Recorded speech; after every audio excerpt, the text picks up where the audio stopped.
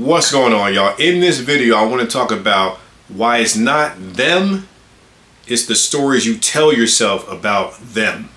Okay, now I'm gonna go ahead and break this down so that you kind of understand what the hell I'm talking about.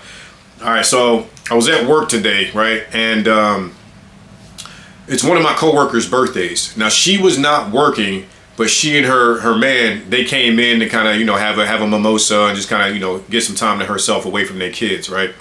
So this morning they were in the restaurant, and her husband, I ain't gonna say his name. Let's call him Kenny. All right. So Kenny, anytime Kenny comes in there, like with his wife, or he'll come in with their daughter sometimes, and he'll just kind of eat, and like I said, not like I said, I did not say it in this video, but in past videos I have said how like I work in a mom and pop's restaurant. It's not like a corporate chain. It ain't like Outback or a Carrabba's, where you got a certain protocol you got to follow. Mom and pop spot, we kind of do what we want to do. You kind of hang out, like we're a little bit more loose. We're not so strict. So Kenny, like I said, he comes in sometimes, and I notice anytime he comes in, he never initiates conversation. And I ain't saying this to say that he has to.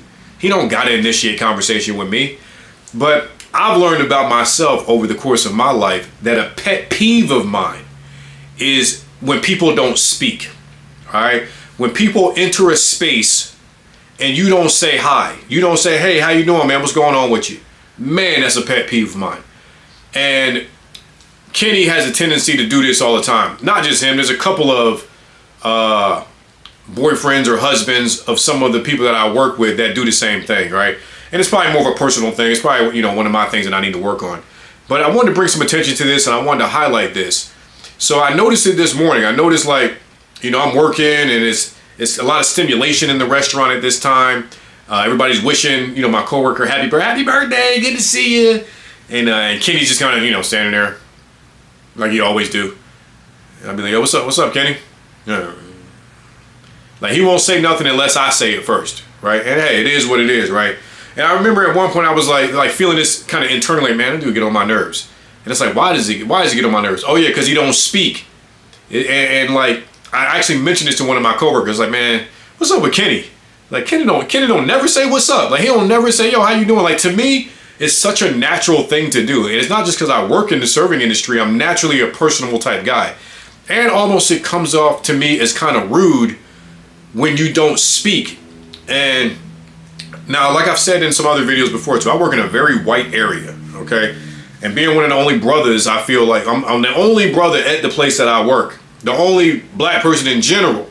All right, now I'm not to make this about race, but what I am highlighting is how little nuances like that, even being the only black employee, when you go around certain people and they don't speak to you, or they don't say hi, a person who may not be as aware as I am might take that personally, be like, oh, is it because I'm black? You don't talk to black people? Like, no, I'm not going to take it all that deep, because I've had conversations with Kenny before, like whether it was at the Christmas party where we're talking about, Christopher Nolan movies or Inception or some movies that we vibed on. He's a big Star Wars guy too. I have interacted with this guy before, but I have noticed that when he comes in, like I said, dude don't really initiate. And there's nothing wrong with that. I'm sharing this to say it's really recognizing within myself and within you when people operate in certain ways that may go against like your natural way of how you operate. Like, say you wasn't raised that way. Maybe you were raised that when you enter a room, you acknowledge the people that are in the room, right? And it's being able to recognize like your conditioning, your patterns, and understanding that not everybody has the same conditioning and patterns as you. This is a huge acceptance that a lot of us really never even step into. And that creates a lot of problems for us. Like, for example, if I was to shift my perspective and look at it from Kenny's perspective, maybe Kenny is an individual who, maybe when he entered a room when he was little and said, hey, how you doing? Maybe his parents was like, shut the hell up. Why are you saying hi to people? Who knows? I don't know that guy's journey. I don't know his story to that degree.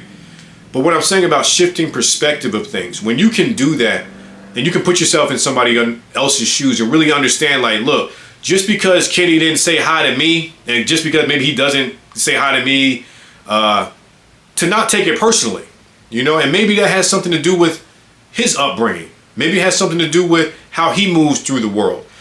And being able to like understand those little nuances in our interactions in life can really make life less stressful once you understand these types of things. Because I'm not going to front. I was at work. Now, I wasn't mad or angry about Kenny not saying hi, but I was noticing like, bro, don't ever say hi. You know what I'm saying? Like, once again, like, you know, like, excuse me, I'm trying to work. You standing by the counter. I can't even get up in here. Excuse me, guys. Like, and I'm not afraid to like speak if I need to kind of get somewhere. Hey, y'all need to grab this.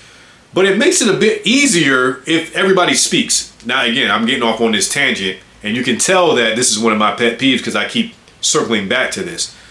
But again, what I'm saying is it's really just being mindful, being aware of when things activate you, and then getting curious about why is this activating me the way that it is? You know, why is this person not initiating or speaking and just kind of looking at me with blank stare or not even looking?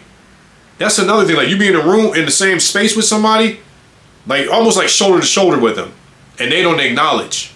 They don't say, hey, that's almost weird energy to me. But hey, more power to you.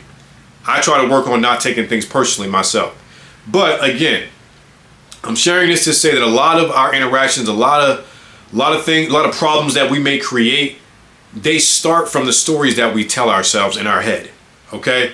And what's funny about this story, I need to tie this up too, because it's funny about this story. Like, you know, Kenny didn't initiate, and Kenny is also planning his wife's birthday too, right? And you know, when you think about it, you put yourself in other people's shoes, man. Kenny might be stressed. Kenny worked from home. Kenny take care of them two little girls. You know, that I see him come into the restaurant. He got his kids, so I give Kenny props too. Again, this is not about taking something personally. It's about noticing and being aware is really what it's about. And when you notice and you can be aware of things, you can really give yourself the power to choose how you want to respond.